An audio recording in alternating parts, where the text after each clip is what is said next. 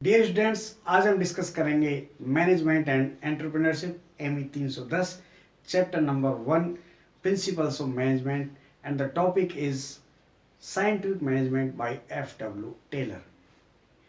F W Taylor को वैज्ञानिक प्रबंधन का पिता कहा जाता है because he was the first person जिन्होंने कुछ ऐसे सिद्धांतों और नियमों का प्रतिपादन किया जो हर ऑर्गेनाइजेशन में जिनको लागू किया जा सकता था और जो एक वैज्ञानिक दृष्टिकोण पर आधारित थे।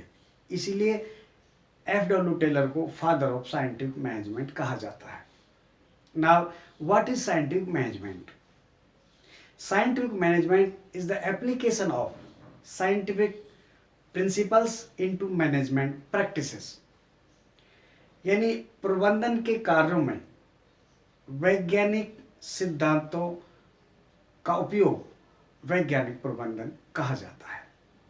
Now comes principles of scientific management by F W Taylor. F W Taylor ने जो सिद्धांत दिए थे उनमें पहला था development of science for each element of work, यानी प्रत्येक कार्य के लिए एक वैज्ञानिक तरीका विकसित किया जाना चाहिए। दूसरा था scientific selection and training of workers, प्रत्येक वर्कर का चयन एक वैज्ञानिक तरीके से हो और उसको प्रॉपर ट्रेनिंग दी जाए।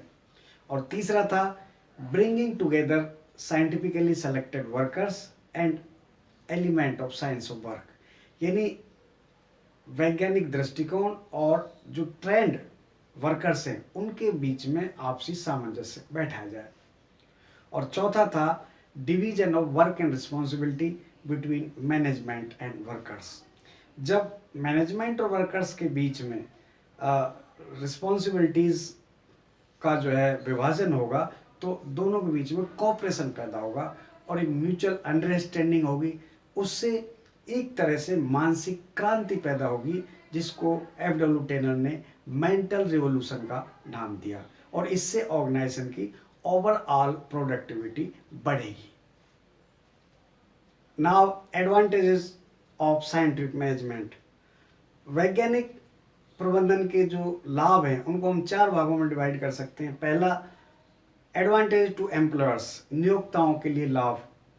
जब प्रोडक्टिविटी, एफिशिएंसी, इकोनॉमी बढ़ती है तो नेचुरली एम्प्लॉयर्स के लिए काफ़ी बचत होती है। समय की बचत होने के साथ साथ जो वेस्टेज है वो भी कम होने लगे और एक गुड वर्किंग एटमॉस्फेयर क्रिएट हुआ ऑर्गेनाइजेशन के अंदर।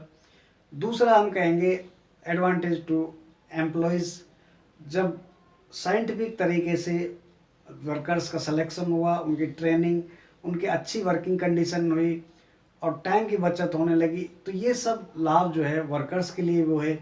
तीसरा हम कहेंगे एडवांटेज टू द कस्टमर्स, जो उपभोक्ता थे उनको भी सस्ती वस्तुएं मिलने लगी और एक चॉइस उनके पास सेलेक्ट करने के लिए मिलती है और एक अच्छी गुणवत्ता की वस्तुएं मिलती हैं तो कस्टमर्स के लिए लाभ होने लगे। और चौथा, एडवांटेज टू द नेशन, राष्ट्र के लिए भी एक तरह से इसको लाभ के रूप में देखा गया क्योंकि जब रोजगार की समस्या सॉल्व होती है, एक औद्योगिक क्रांति का रूप लिया गया तो एक सामाजिक स्तर में भी सुधार आने लगा। इस तरह से जो साइंटिफिक मैनेजमेंट था, वैज्ञानिक प्रबंधन propounded by F W Taylor, ये एक औद्योगिक जगत के लिए वरदान साबित हुआ।